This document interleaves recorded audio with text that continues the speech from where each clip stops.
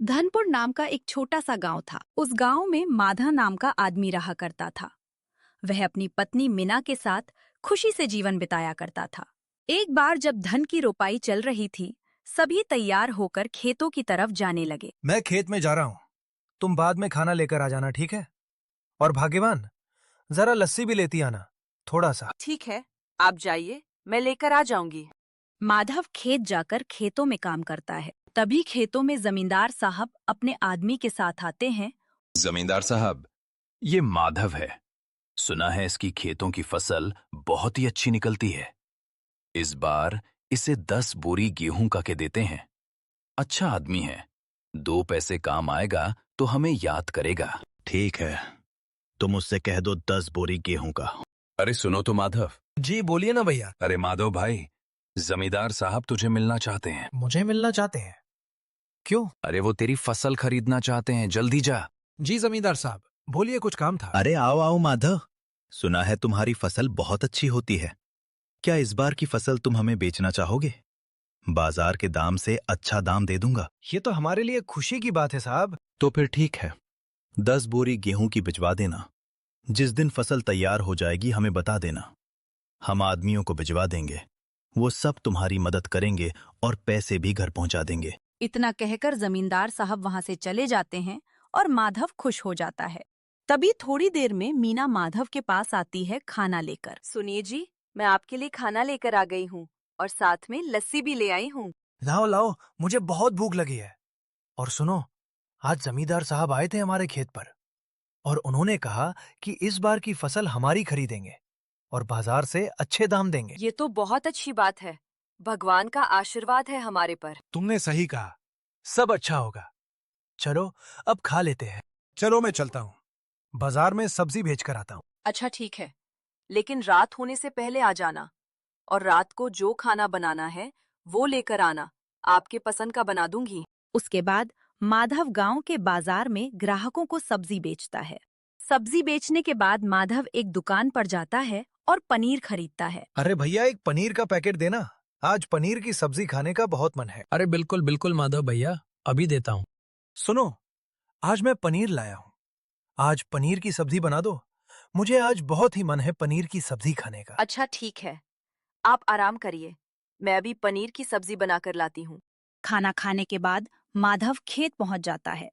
वहां जमींदार के आदमी भी मदद करने आ जाते हैं। चलो अब हम सब फटाफट खेतों का सारा काम कर देते हैं। आप सही कह रहे हो माधव भैया, हम चारों सारा काम जल्दी कर देते हैं। इसके बाद चारों खेतों में काम करते हैं, जमीन में से गेहूं को निकलते हैं। चारों काम करके थक जाते हैं और पेड़ के नीचे आराम करते हैं। आप तीनों का बहुत बहुत शुक्रिया, आपने मेरी मदद की। अब थोड़ी देर में मेरे घर में ये गेहूं की 10 बोरियां रखती है और फिर जमींदार जी को देनी है। माधव भैया, अब हम सब चलते हैं। कल आकर ये 10 बोरियां सेठ के घर पहुंचानी है। आप अपने घर में रख देना। सुनो, हमें जल्दी से ये सारी बोरियां उठानी है और ध्यान से काम करना है। पता नहीं चलना चाहिए किसी को भी, वरना सेठ हमें मार डालेगा। चलो बोरियां उठाना शुरू करते हैं। ऐसे करके दोनों ने माधव की गेहूं की बोरियां चोरी कर ली। अरे माधव, सारी बोरियां कहाँ है? हमने तो इसी कमरे में रखी थी, कहीं चोरी तो नहीं हो गई? हे भगवान, ये क्या हो गया? मैंने तो इसी कमरे में सारी गेहूं की बोरियां रखी थी। जमींदार जी को आज बोरियां देनी है, उनके आदमी कभी भी आ सकते हैं। माधव ने पूरा घर देख लिया, लेकिन उसे कहीं भी गेहूं की बोरियां कहीं नहीं मिली और वो घर के बाहर खड़ा था। जमींदार जी के आदमी भी आते हैं। अरे माधव, गेहूं की 10 बोरियां तैयार है ना? नहीं भैया, कल रात को ही मेरे घर में किसी ने गेहूं की बोरियां चोरी कर ली। ये क्या कह रहे हो माधव तुम? तुम्हें पता है ना जमींदार जी का गुस्सा कितना खराब है। तुम जमींदार साहब से बात कर लो। अरे क्या हुआ माधव, गेहूं की बोरियां भिजवा दी ना? जमींदार जी, कल रात को मेरे घर में गेहूं की सारी बोरियां चोरी हो गई। सुबह देखा तो कुछ नहीं था, मैंने पूरा घर देख लिया। माधव, कहीं तुमने ज्यादा पैसों में गेहूं की बोरियां किसी और को तो नहीं भेज दिया? नहीं जमींदार जी, मैं झूठ नहीं बोल रहा, और मैं झूठ बोलता तो कितने दिनों तक बोलता। एक ना एक दिन तो सच सामने आ ही जाता ना। हम सब एक ही गांव में रहते हैं, मैं झूठ नहीं बोल रहा। अच्छा ठीक है, लेकिन अगर मुझे पता चला कि तुम झूठ बोल रहे हो तो इसका नतीजा अच्छा नहीं होगा। सुनो, अब हमारा सब चोरी तो हो गया, और जो आप सब्जी बेचते हो उसे 2 वक्त की रोटी भी अब मुश्किल से आती है। हमें कुछ और सोचना होगा। मैं जानता हूं, और अब हमारी खेत की फसल तो अगले साल होगी। सब्जी भेजते भेजते बहुत समय हो गया है। अब कुछ और करते हैं। तभी माधव के मन में एक सुझाव आता है। अरे तुम मुझे जो खाने में अचार देती हो वही अचार बनाकर हम गांव में बेचेंगे। तुम्हारा अचार तो कितना टेस्टी और बढ़िया होता है। लोग जरूर हमारा अचार और लेंगे। अगर हमारा अचार किसी ने नहीं लिया तो नुकसान हो जाएगा। देखो, पहले हम लोगों को अचार टेस्ट करने के लिए देंगे। उसके बाद उन्हें अच्छा लगा तो वो खरीदेंगे, और सबको पसंद आएगा ही। मेरी मीना ने जो बनाया है अच्छा। तुम चिंता मत करो, भगवान पर विश्वास रखो। उसके बाद मीना कच्ची केरी का अचार बनाती है और टेस्ट भी करती है। उसके बाद माधव सफेद थैली में अचार डालकर गांव में बेचने चला जाता है। अरे माधव भैया, आप ये क्या लाए हो? अरे दीदी, मैंने अचार बेचने का काम शुरू किया है। क्या आप हमारा अचार लेना चाहोगे? हाँ, मैं लूंगी तुम्हारा अचार, लेकिन मुझे टेस्ट करने के लिए दो। उसके बाद वो औरत अचार चखती है। अरे वाह माधव भैया, ये तो बहुत ही स्वादिष्ट अचार है। ऐसा करो, मुझे 2 किलो दे दो। ये लो दीदी, आपका 2 किलो अचार। कितने पैसे हुए? 2 किलो अचार के? 2 किलो अचार के 200 रुपए हुए दीदी। ऐसे धीरे धीरे करके माधव के सारे अचार बिक जाते हैं। और फिर एक दिन माधव ने अचार के साथ राशन की दुकान भी खोल ली। गांव में सभी लोग अब माधव की दुकान पर आते थे।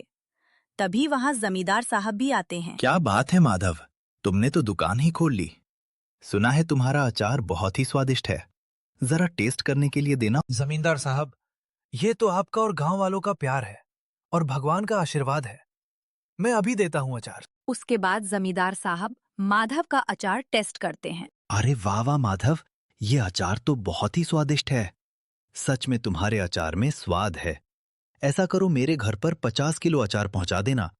घर में भगवान का प्रोग्राम है, इसीलिए 3-4 दिन में मेरे आदमी अचार ले जाएंगे। तैयार रखना, पैसे भिजवा दूंगा। जी जमींदार साहब, मैं पहुंचा दूंगा आपके घर अचार। चलो माधव, अचार तो तैयार हो चुका है। अब हम सो जाते हैं। कल सुबह जमींदार जी को अचार दे देंगे। तुम सही गिर रही हो। अब हम सो जाते हैं, कल सुबह दे देंगे। लेकिन सुबह होते ही अचार माधव के घर से गायब हो गया था। तभी मीना बोलती है। माधव, ये सब क्या हो रहा है हमारे साथ? फिर से हमारे घर में चोरी हो गई अचार की। चिंता मत करो मीना, मुझे लगता है कोई हमारे घर पर नजर रख रहा है। 2 बार चोरी हो गई हमारे घर पर। मैं अभी जमींदार जी के घर जाता हूँ। जमींदार साहब, हमने आपके लिए जो अचार बनाया था वो फिर से चोरी हो गया। ये सब मेरे साथ ही क्यों होता है? तुम्हें अपना सामान मुझे नहीं बेचना है तो ना बोल दो। तुमने दूसरी बार ऐसा किया मेरे साथ माधव। मैं मुफ्त में थोड़ी मांग रहा हूं, पैसों से खरीदता हूं। तुम झूठ मत बोलो। जमींदार साहब, भला मैं आपसे झूठ क्यों बोलूंगा? मैं आपके लिए फिर से अचार तैयार करता हूँ। रात का समय था, माधव सो रहा था। तभी उसे आवाज आती है।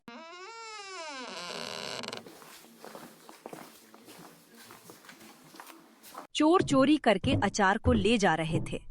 तभी वहां माधव आ जाता है।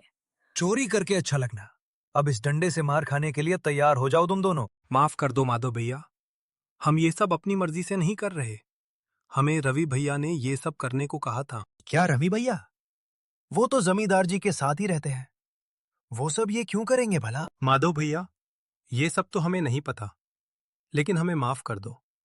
अब हम दूसरी बार ऐसा किसी के साथ नहीं करेंगे। आप जो बोलोगे वो हम करेंगे। अच्छा अच्छा, ठीक है।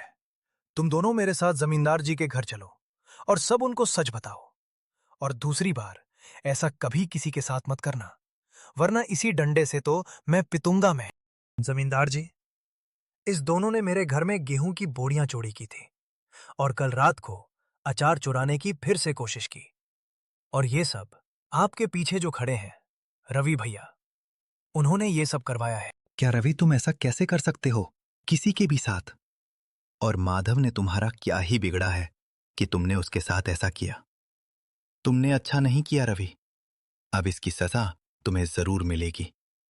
पुलिस को बुलाता हूं मैं। आप मुझे माफ कर दीजिए जमींदार साहब।